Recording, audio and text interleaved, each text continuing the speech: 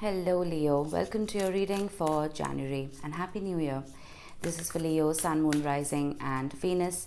Please make sure you check all your placements to get a clear picture of what's going on for you at this time. As always, this is a general reading. It may or may not resonate for all of you. Please take the bits that do resonate and leave the rest behind for somebody else. I am primarily a love reader. That's what I'm going to focus on. If anything else pops up, I will address it, of course. Now, I'm going to be freestyling your tarot spread, starting off with some oracle cards, which are impossible to shuffle. Towards the end of the reading, I will be rolling some dice to get initials and sun signs and angel numbers for you. So make sure you stick around for that.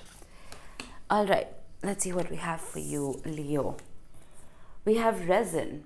This is a brand new deck for me and I've never gotten this card before, so I will have to refer to the book. And then we have sugar. Ooh, I kind of like this. It's a nice combination. All right, now resin. It was considered to be a very precious alchemical element because resin would help to adhere, stick. It would help to preserve, right? Because it hardens into this beautiful, transparent material. And it would also be used to hold something. Now, resin as an archetype, right, talks about nostalgia. Good nostalgia or bad nostalgia. It could be either. But it is primarily a card of memories and reminiscing. So, it almost feels like something's taken a hold of you or someone you're dealing with, right? This is literally the Six of Cups energy for me. There's a looking back of sorts. Now, when it comes to sugar, it talks about pleasure and attraction and the law of attraction, like attracting like, right? This isn't about artificially created sugar that's being commercialized now, but this is about, think about organic raw honey, right? Pure sweetness. There's something here that's very innocent. There's something here that hasn't been over processed. And there's something very simple here about love. It's not complicated. Think about childhood sweethearts, right? It's not a complicated love. It's an innocent, sweet love. That's what I'm getting here. I don't know if this is you reminiscing or it's someone else reminiscing about you, but it's kind of adorable. I knew I liked this combination, but when I actually read the book and I correlated the cards, it makes a lot of sense. There's a sweetness that is being held on to by you or by somebody else, or maybe even both of you. We'll see how this plays out. Now, I'm going to be using two decks today. I'm using the Tarot of the Light and the Shadow. So we're going to use the Shadow deck to see what it is that we're leaving behind in 2023, and the Light deck to see what we need to embrace. Starting with the Shadow deck, Temperance. You're the third sign to have gotten this in the Shadow. I feel like a lot of you, a lot of us may have lost patience. In 2023, it was a difficult year. Personally speaking, I thought 2021 would be the most difficult year for me, but 2023 took the cake. Pun intended. But it was difficult. And even the most patient person could have lost it. So I feel like some of you could have lost it, especially because we had Venus retrograding in your sign for a long time last year, right? So love could have taken a backseat, and more than that, love could have gotten really messy. Sugar can be messy as well, right? So can resin. So it's possible that the memories that you have now could probably be bitter, much more bitter than sweet. But I'm getting a sense of giving up on something here. The Four of Pentacles. Yeah, exactly. The Four of Pentacles. I'm almost reading these as reversals, right? The Four of Pentacles in the light or in the upright talks about holding on to something. But in the shadow, it talks about releasing something. So this could be a releasing of a person, literally, a releasing of a relationship. It could be the releasing of a hope, of faith, maybe, overall in love. The Two of Pentacles. feel like a lot of you were overwhelmed by a lot of things. This doesn't have to just concern love. I feel like a lot of you were juggling too much. And it's almost like you didn't have enough brain capacity to deal with the intricacies that love comes with. It just seemed like too much work. I almost feel like because love got so difficult and messy, you've almost preserved that sweet love that you may have experienced, maybe even in childhood. Not the person, right? But the feeling. That sweet feeling of love. I feel like you've preserved it in a little corner. I don't know why I'm getting emotional suddenly.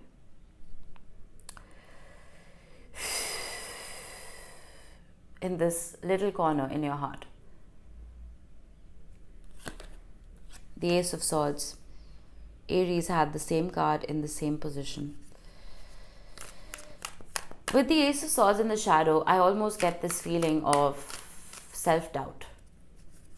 Right? The Ace of Swords in the light is truth, clarity, honest adult conversations, swift communication.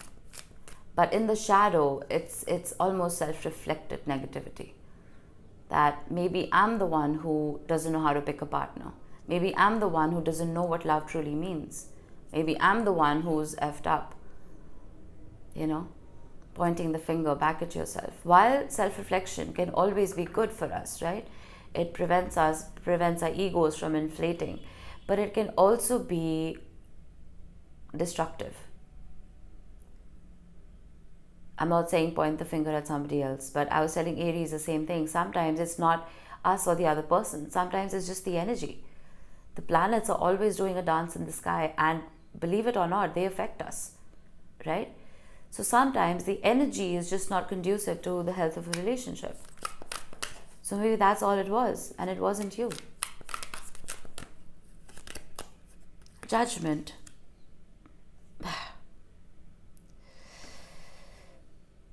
I'm getting around and round here.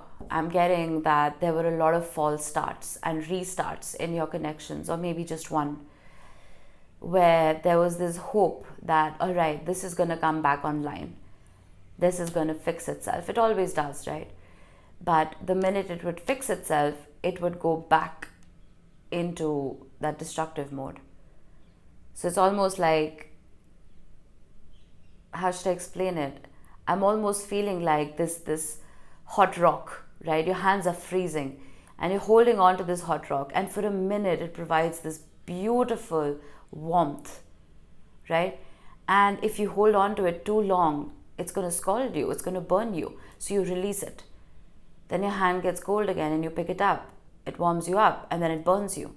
So it's almost like a picking up and a releasing, and a picking up and a releasing in a connection, where it becomes too much of a good thing and it brings out the worst in you. I've never gotten that analogy for anybody else before, but maybe it makes sense. I'm not sure. The Three of Swords in shadow. In a way, I'm glad it's in the shadow and not in the light, because now I know for a fact that this is something you need to release. Pain, betrayal, loss. Don't release the lessons, release the feeling. Right? Release the painful feeling that you felt every time you release that rock. Carry the lesson with you. Bottom of the deck, Ace of Pentacles with the Eight of Swords and the Fool. This is just a repetition of the Judgment card in shadow. The false starts, where you may have told yourself that you're calculating the risk this time, you're doing everything you can this time, and it's not going to F up. And then it does. That's why that little ball of resin, that beautiful sweetness, it's preserved in your heart. You're not letting it come up to your throat chakra. Because you don't want to lose the entire meaning of love. Because then what's the point of life, right? Something you're holding on to here, Leo. Because love has been disappointing. And that's for most of us, trust me. Let's look at the light. Let's not focus too much on the shadow right here. All right. The Ten of Swords. Oh my God, we need a break, do we not? Now, the Ten of Swords in shadow can be just a dead end, right? It's just done, over, finito. But in the light, the Ten of Swords talks about an ending with a new beginning attached to it. We have the Ace of Swords here in the shadow. The Ten of Swords always resets to the Ace of Swords. This time, I want you to reset all of these karmic lessons, all of this pain, into a truth that you can hold on to for the rest of your life. A truth about yourself, a truth about love, a truth about relationships, a truth about life. It doesn't matter. And I feel like one of those truths needs to be, I am good enough. No matter what happens, no matter what variables or constants come into your life, if you can hold on to that one truth that you are good enough, you're going to attract only goodness to yourself. I did mention like attracts like with sugar, right? If you're going to let self-doubt creep in because of all the rock bottoms that you have hit, that's all you're going to see. Reset this.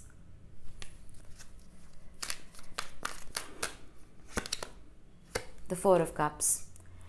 Very interesting. You have the Four of Pentacles in the shadow, and in the same position you have the Four of Cups.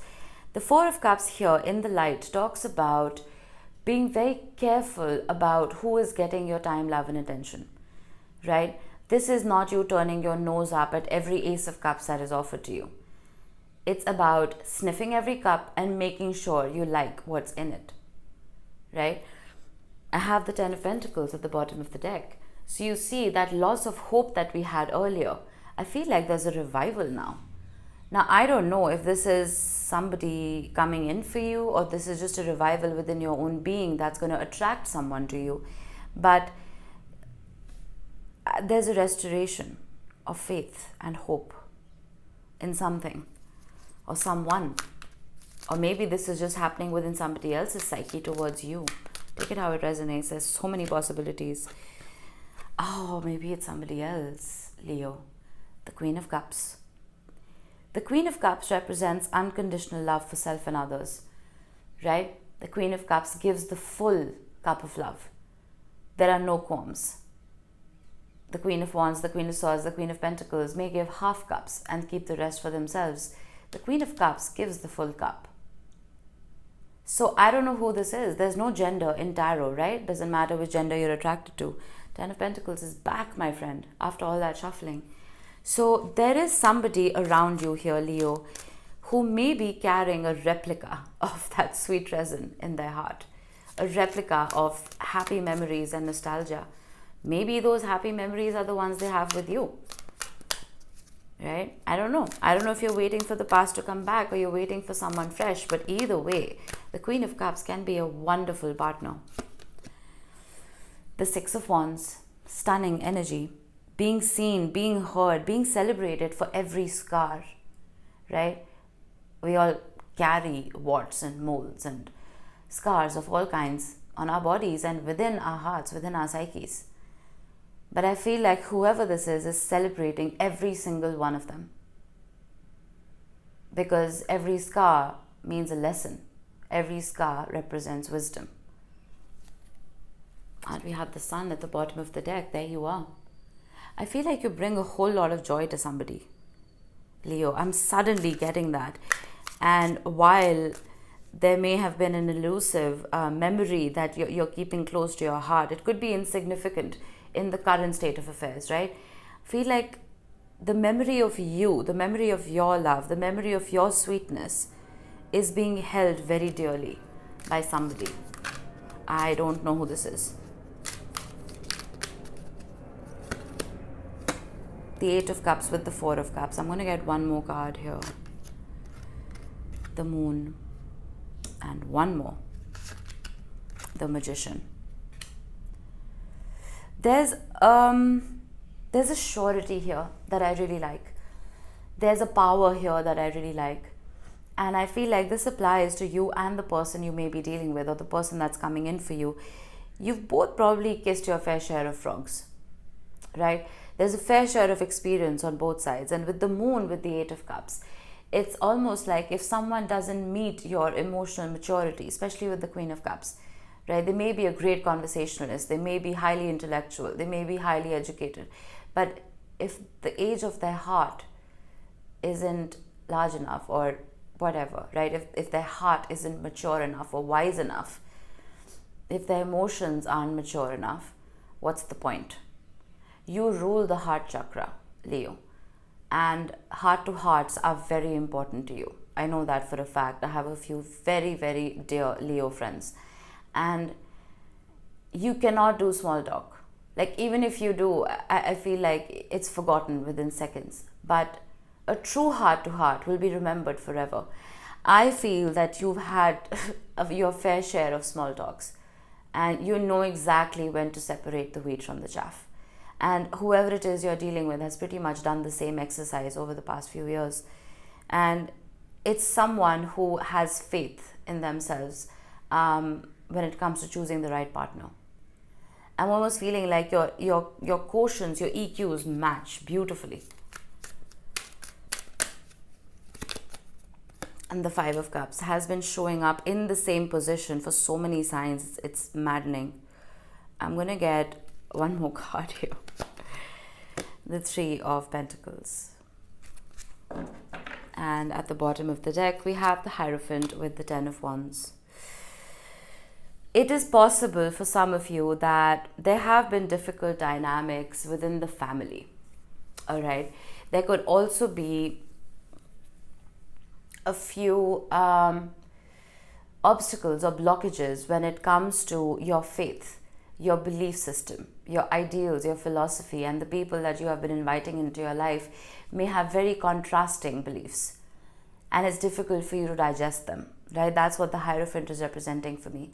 But the Three of Pentacles and the Five of Cups is telling me that there could be a few examples around you, right? It could be parents, it could be aunts and uncles, it could be cousins, it could be siblings, whatever, friends even, who may have not had the best go at marriage or at commitment or at whatever. And I almost feel like this Five of Cups is not your energy. It's a preemptive sadness that you may be carrying around because of the previous disappointment that you've experienced and disappointments that your contemporaries, your community may have experienced. It's like you're waiting for the other shoe to drop for some reason. Even if it's a tiny subconscious voice that's doing this, you need to remove it immediately, Leo. Because that tiny voice is what the universe is going to listen to. That's your gut, right? And sometimes our gut can be wrong, because what's influencing that gut and our intuition is fear. It can be very difficult to find the difference, spot the difference between fear and your intuition. Sometimes it's fear talking, right? Don't let past fear color your present reality. There is a very mature, beautiful, sweet kind of love that wants to make its way to you. I don't want you to shut it down before you give it a chance. I don't know, again, if it's a new person or a past person, whatever, it doesn't matter. Love is love, right? Whatever little piece of resin you've kept in your heart, analyze it just a little bit. Because I feel like whatever is coming in here, it matches the energy of that resin. It matches the energy of that little keepsake that you've kept very safely. Don't let past pain or other people's experiences get in the way of that. This is not going to apply to everybody, but there we have it. I hope this helped even one person out there. Alrighty, let's see what your dice have to say. We have the number 1 and we have the Magician. This is personal power. And if you have been seeing 111 a lot, it talks about trusting your gut and listening to your heart, not giving in to fear and mistaking it for intuition, right? If you have been seeing 1111 a lot, and this is not going to apply to everybody, it could talk about a twin flame connection. So maybe delve into that a little bit. They are very rare and very painful. Do not force anything to apply to yourself. You don't forcefully want to be in a twin flame connection, believe me, right? But if you are in one, then it could talk about a union. All right, then we have Mercury. Mercury is very nicely going direct on the 1st of January. communication, travel, blockages of any kind will be lifted after about a 2-week shadow period. So let's say middle of the month, we should start feeling a whole lot better. Things will start moving very smoothly. And this could just be talking about communication, right? If there's been a whole lot of quiet in a particular connection, that quiet is going to be lifted. All right. And then we have Scorpio. You could be dealing with a Scorpio. You may have Scorpio heavily in your chart. Doesn't have to be. But the ruler of Scorpio, maybe that's why this is showing up. The ruler of Scorpio, Pluto, is finally shifting signs after 15 years. This is a generational transit. So within 2024, probably towards the end of the year, Pluto is moving from Capricorn into Aquarius. So there will be a change. Wherever you have been feeling blocks or pressure even, because Pluto is the planet of death and rebirth, wherever you've been feeling pressure, could be your career, family life, romantic life, whatever, for the last 15 years, there's going to be an easement now. And Scorpio also talks about a very deep and mysterious love, right? Scorpios love very, very deep. So if this energy is being carried within your relationships, I would embrace it, right? Let's see what your dice say when it comes to your initials. We have the letters C, I, M, D, N. Oh, I shook the camera, pardon me. P and the letter T. These could be your initials, they could be the initials of the person you're dealing with. Doesn't have to be, but just a special mention for those of you who've seen your initials here today. Alright, Leo, that was it. I hope this helped. I will see you in the next one. Bye-bye.